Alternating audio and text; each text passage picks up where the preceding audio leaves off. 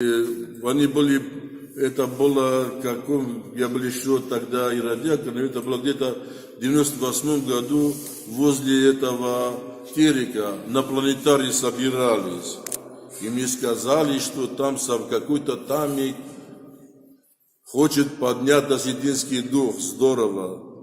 Ну, пришел посмотреть, что за осетинский дух. Когда я пришел туда, там просто посмотрел, знаете, даже бы дьявол столько не придумал лукавства. Если я буду рассказывать, это будет долго, но это просто было хлеще никуда. Но представьте себе, сидит человек такой здоровый, двухметровый амбал, и руками ему водят. Я говорю, что это такое? Я говорю, берем с космоса энергию. Ну, братья, не так надо, говорю, берите кувалду бейте его, побольше энергию, чтобы получил. Я начал читать Иисусову молитву, да воскреснет Бог, за полчаса все разбежались.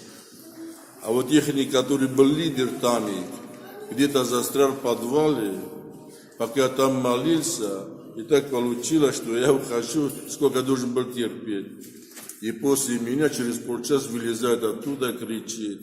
Ну и, говорит, колдуна привели. Что за, говорит, колдун пришел? Он, говорит, меня так связал, что не мог выйти оттуда.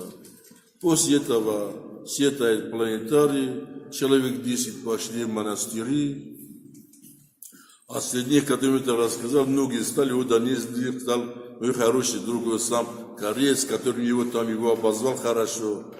Стал редактором православный Владикавказ, церковным редактором православный Владикавказ.